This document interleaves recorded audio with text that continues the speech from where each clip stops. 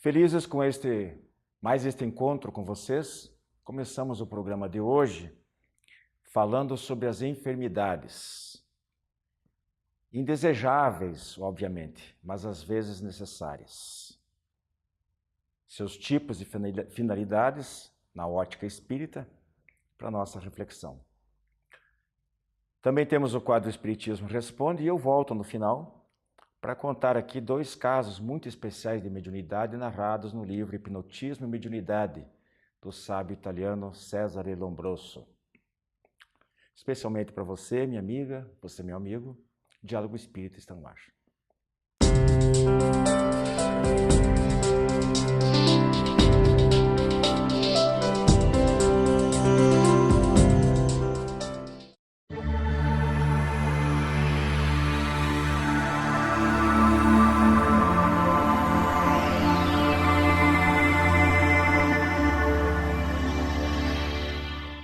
Amigos do Diálogo Espírita, nosso tema é enfermidades, companheiras indesejáveis, às vezes necessárias, é o assunto do nosso tema livre.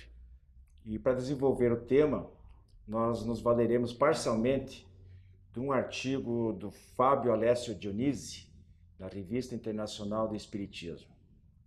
E a gente vai ver então os tipos de doenças listadas por ele. Na minha companhia, Rose e Juízo, mais uma vez. A primeira tipo de enfermidade do ponto de vista espiritual, obviamente que a gente está falando, nós estamos falando do ponto de vista da ciência médica,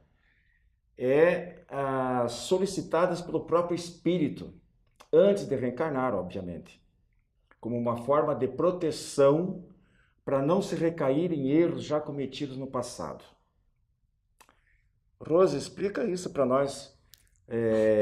A gente pede doença, mas isso não é uma tolice, não é masoquismo? Quando a gente chega aqui, né, e fica lutando contra elas, a gente pensa isso mesmo. Entretanto, do ponto de vista espiritual, às vezes nós notamos, quando fazemos o nosso planejamento reencarnatório, narram os nossos amigos espirituais, pelo menos, que precisamos de determinadas proteções, limitações que evitem que as nossas fraquezas nos dominem. E podemos solicitar, como narra André Luiz, num dos seus livros, por exemplo, um problema de tireoide, para que a disciplina necessária na luta para manter o peso, por exemplo, nos mantenha em linha reta. A excessiva beleza física seja evitada em alguns casos, para que nós não tenhamos as nossas fraquezas nos dominando. Então a doença pode ser uma proteção, sim, do ponto de vista espiritual. Uma limitação orgânica às vezes nos afasta de tentações para as quais nós não estamos maduros ainda para enfrentar espiritualmente. E o interessante disso aí, que você falou, né, de ser masoquista, né? Pô, mas não é uma coisa de masoquista, né? De doença. A gente não entende, né? A gente não percebe. Só que quando nós estamos fora do corpo físico, na erraticidade, a nossa percepção da vida... Escala de valores, né? É muito ampliada. A gente consegue ter uma percepção, o espírito fora da matéria, a percepção dele é muito ampliada. E ele entende que aquilo ali não é um mal para ele, vai ser um bem para ele. Males que vem para bem. A gente já falou aí outro dia. Males que vem para bem. Quando a gente fica fazendo dieta a vida inteira, né, a gente pensa, por que eu fui pedir isso, né? Mas do ponto de vista espiritual, se justifica que tinha uma finalidade. Isso que a Rose colocou aí, ela falou da tireoide, eu tinha até um exemplo da amígdala, né? Mas muitas pessoas, elas têm esse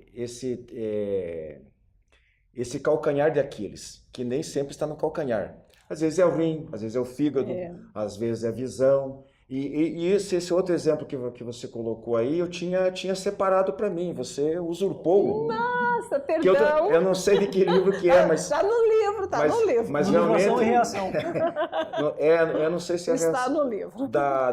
De uma moça que ela vinha de reencarnações como espírito feminino e reencarnaria na mesma condição, e ela realmente pede para vir desprovida de melhores dotes físicos. Gordinha, justamente foi a luta da minha vida, a dieta.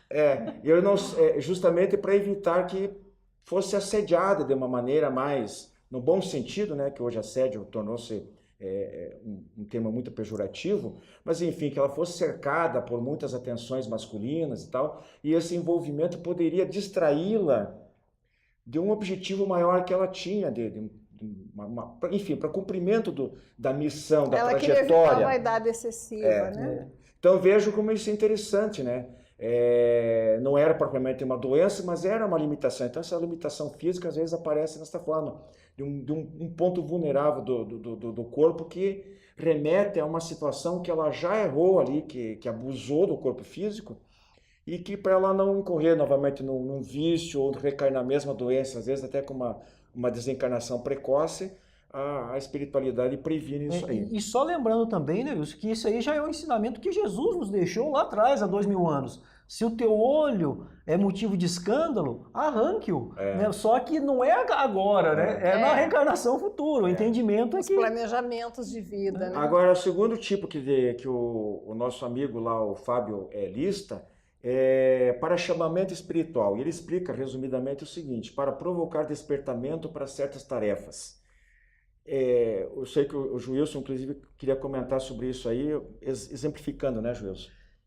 Quantas pessoas que, após passarem por uma enfermidade, por exemplo, um câncer, ser curado de um câncer, a pessoa acaba se envolvendo numa ONG que trabalha em prol de curar, de dar atenção, auxiliar as pessoas em tratamento cancerígeno. Às vezes, quando não é a pessoa, às vezes alguém da família.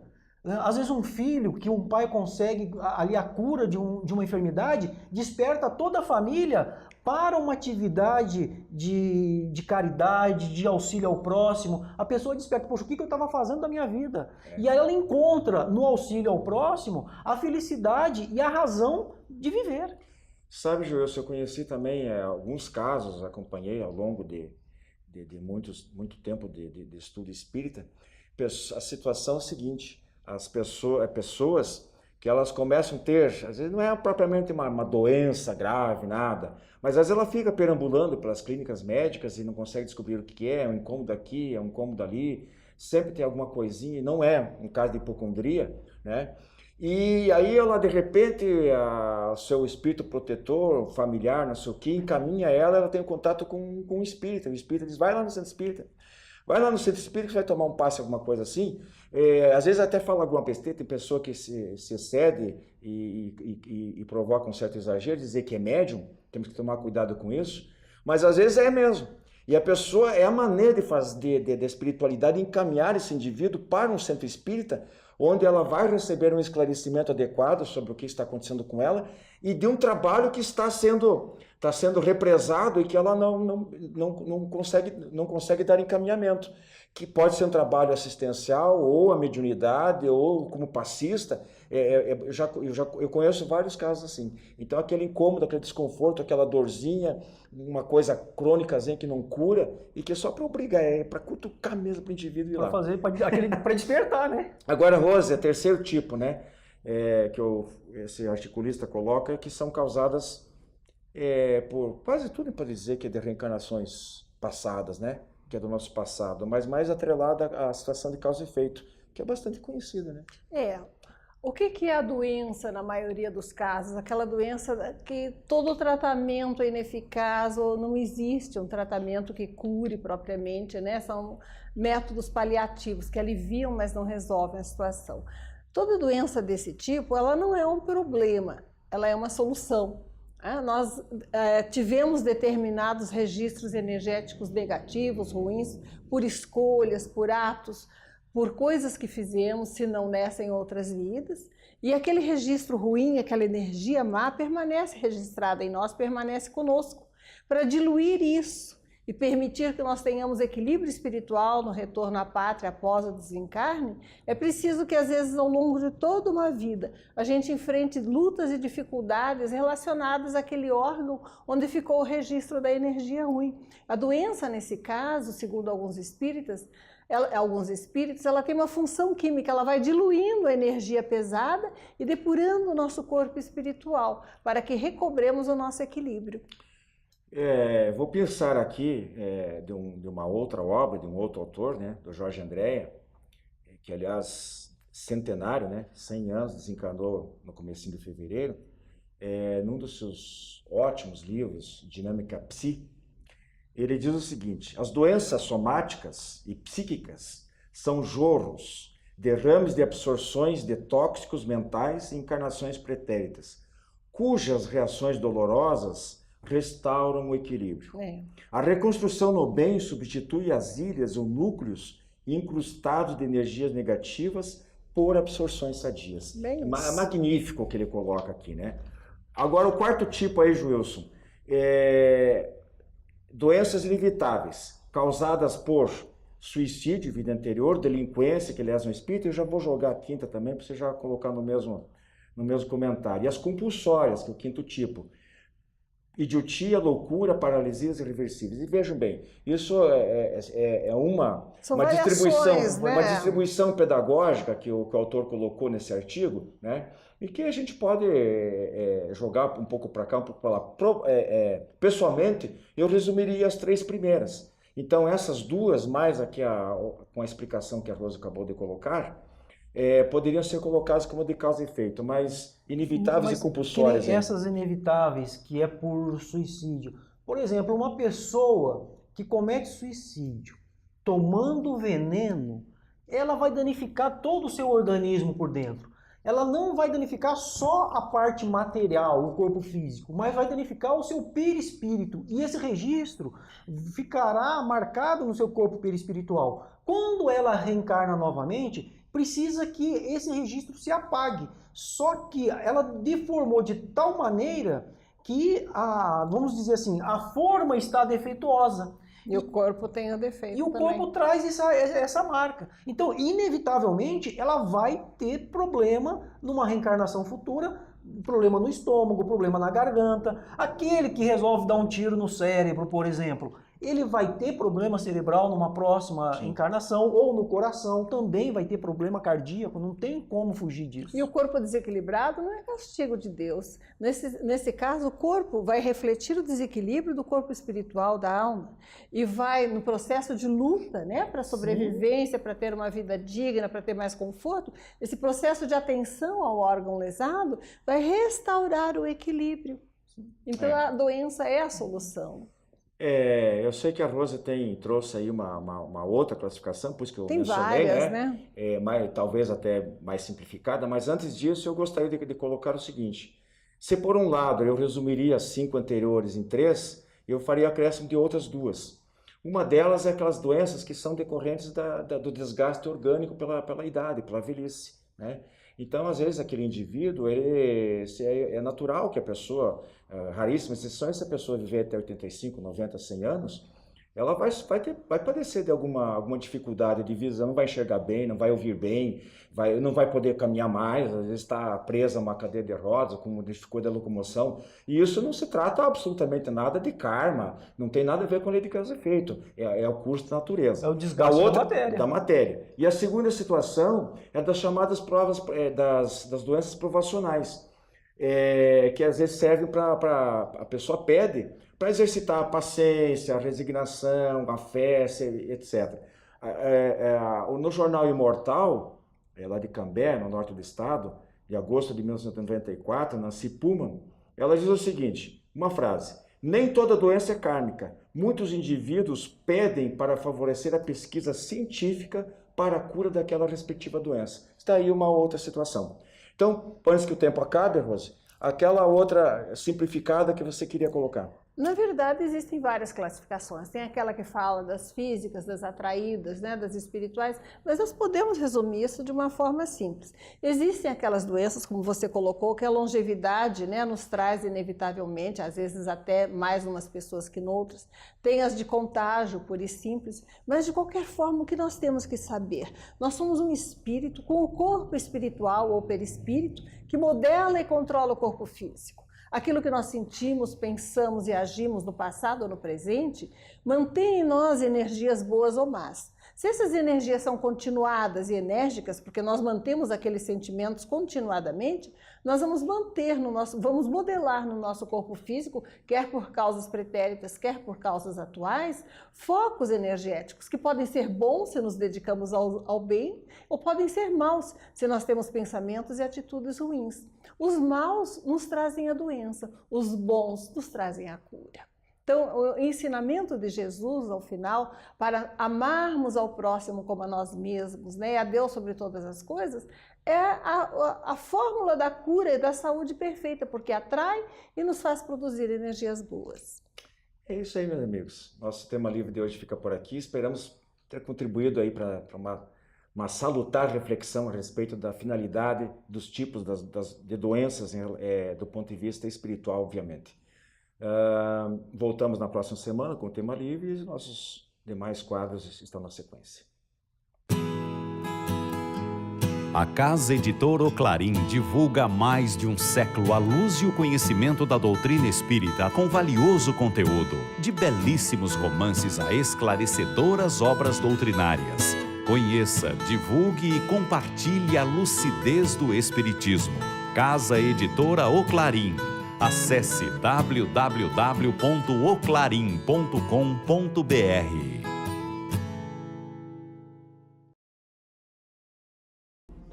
As encadernações da revista Ser Espírita, um acervo para o presente e para o futuro. As encadernações da revista Ser Espírita organizam e protegem os resultados do estudo e das interpretações mais recentes sobre os princípios fundamentais da doutrina espírita, à luz da filosofia, da ciência e da religião. Cada encadernação contém 6 edições, das 30 unidades publicadas até o momento.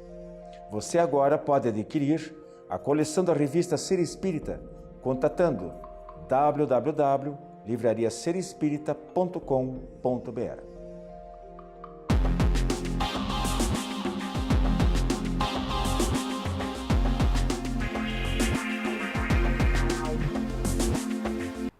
Prezados amigos, este é o quadro Espiritismo Responde e hoje estamos com a seguinte questão.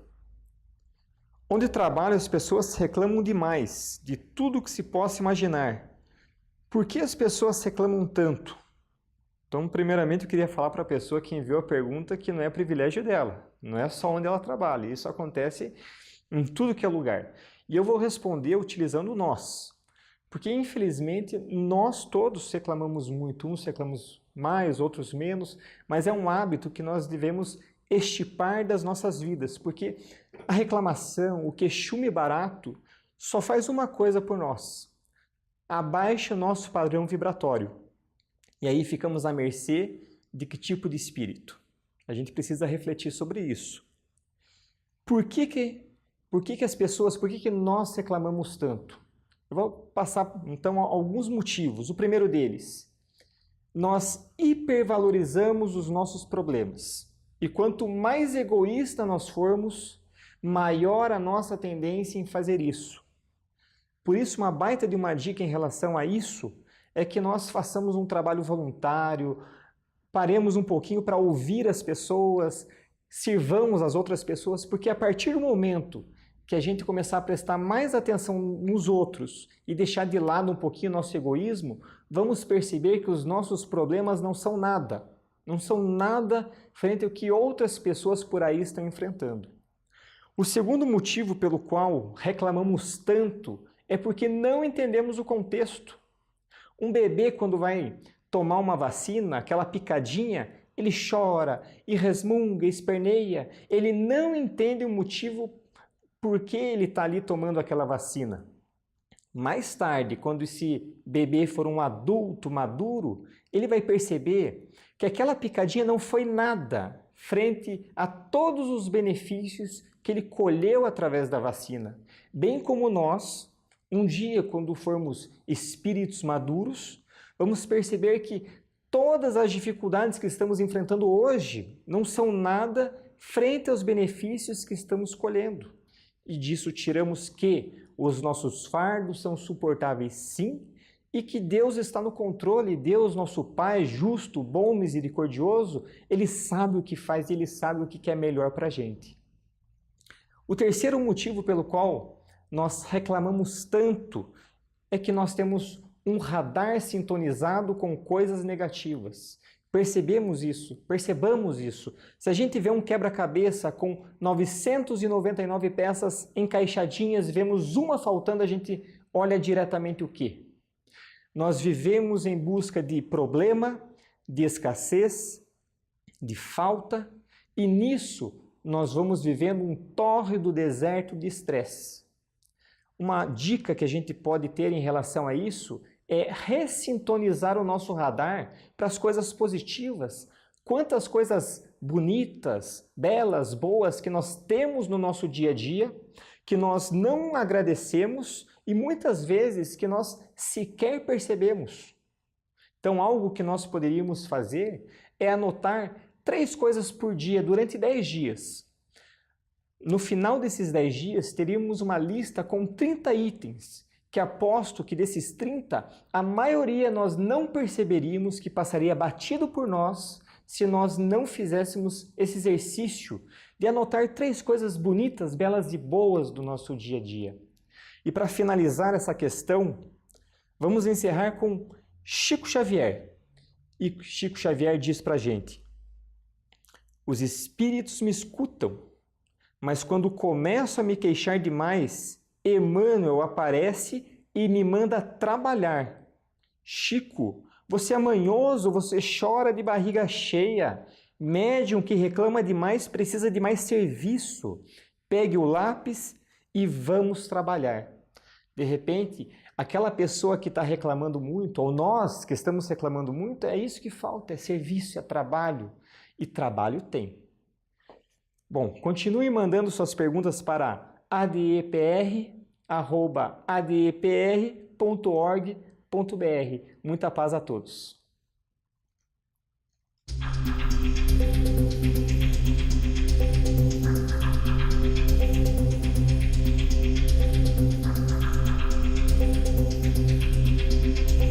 Amigos do Diálogo Espírita, o nosso quadro As Razões dos Fatos de hoje, eu trago aqui 2 casos de revelação mediúnica que envolvem assassinatos.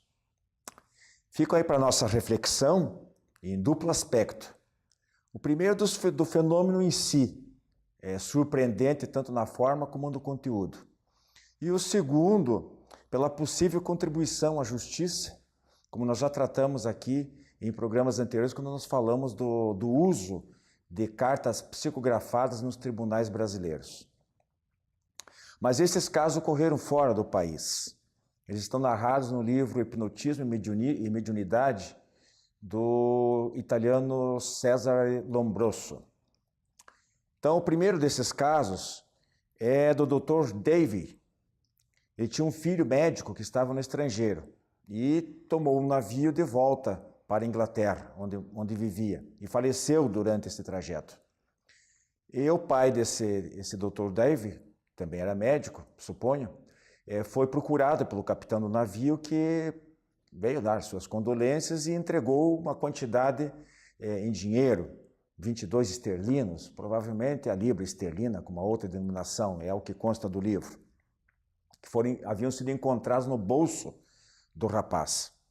Só que alguns meses depois, esse rapaz, o espírito desse rapaz, se comunicou através de um médium, dizendo que, na verdade, ele havia sido envenenado, porque haviam lhe dado amêndoas amargas em lugar de hortelã, diluídas em óleo de rícino, e que o valor que ele possuía no bolso, na época, não era de 22, mas de 70 esterlinos, coisa que foi comprovado depois. O segundo caso, levaram ao médium Powell, de Boston, uma folha de papel contendo algo escrito de uma senhora que não estava presente à reunião. O médium colocou esse papel na testa, empalideceu, caiu, e depois, quando conseguiu se recuperar um pouquinho, ele segurou a mão de uma das pessoas presentes e deu uma comunicação daquela pessoa, do espírito daquela mulher, onde ela dizia que ela havia sido assassinada pelo marido e não tinha cometido suicídio, como o marido quisera fazer crer às autoridades. E assinava como Sally Lerner. Realmente, essa pessoa existia, ninguém dos presentes sabia, não sei bem como é que aquele papel havia sido trazido até ali para aquele médium, ele principalmente não sabia de nada, e correspondia a de uma senhora que havia sido sofrido um tiro de fuzil alguns dias antes. E o marido acabou preso. Bom, a gente lembra aqui o grande serviço prestado por médiuns, alguns deles profissionais, o que não acontece no Brasil, né? Que o espiritismo brasileiro tem uma outra maneira de encarar essa situação. Ele sempre diz que dai de graça o que de graça recebeste, e a maioria dos médiuns procuram orientar-se por essa recomendação, mas o fato é que nos Estados Unidos funciona um pouco diferente, onde esses médiuns colaboram com a própria polícia, né? E foi, inclusive, não sei se ainda está passando na TV a cabo, se ainda está passando ou não, aquela série de detetives psíquicos de que eu falei no programa de número 181. Não estamos aqui defendendo, de modo algum, algo semelhante aqui no Brasil, né? Eu acabei de dizer, apenas ressaltando como a mediunidade é respeitada lá fora, como é que ela é tratada nos Estados Unidos, na Inglaterra e em outros países. Em relação às cartas psicografadas, a gente também falou sobre isso no programa 170, que pode ser revisto por quem não viu, ou visto pela primeira vez, acessando diretamente o YouTube, então acessando o site da nossa associação, né? www.adepr.org.br, se possível depois vai constar constando aí no nosso vídeo. Todos os programas estão lá disponíveis.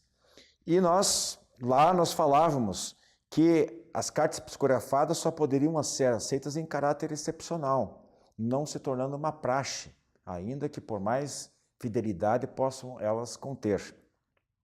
Devem sempre ser apenas como uma peça do processo, né? Um indício, uma evidência a mais de formulação de juízo.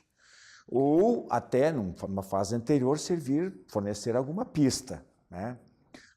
Então, a carta aqui, ela só poderia ser aceita se não existisse a pretensão de torná-la com uma valoração taxativa, ou seja, de aquilo fosse uma prova definitiva para inocentar ou culpar alguém, mas apenas contribuir como subsídio nos detalhes de esclarecimento do caso. Então, esses casos são antigos, de um livro antigo, né, do César Lombroso, mas mostra para nós o principal aspecto de relevância é esse, de como realmente o fenômeno ocorre, como é possível, através da mediunidade, até esse tipo de situação ocorrer.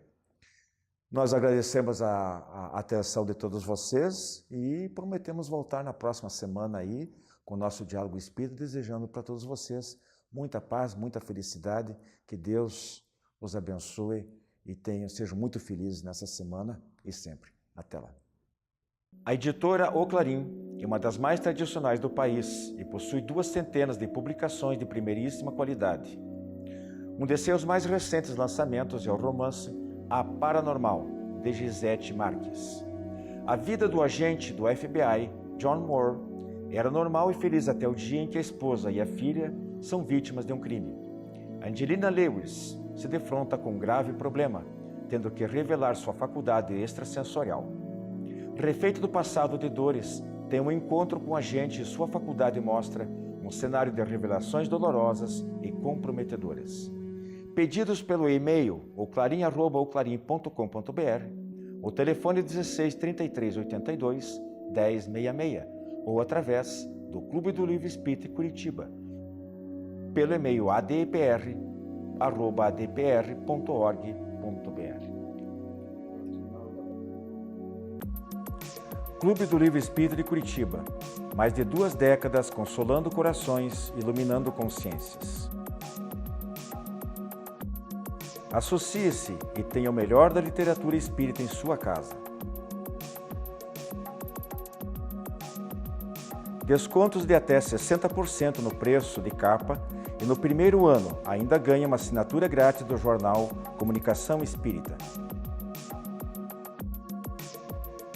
Acesse também a nossa fanpage no Facebook da AD Paraná. Associe-se agora e contribua para a manutenção deste programa.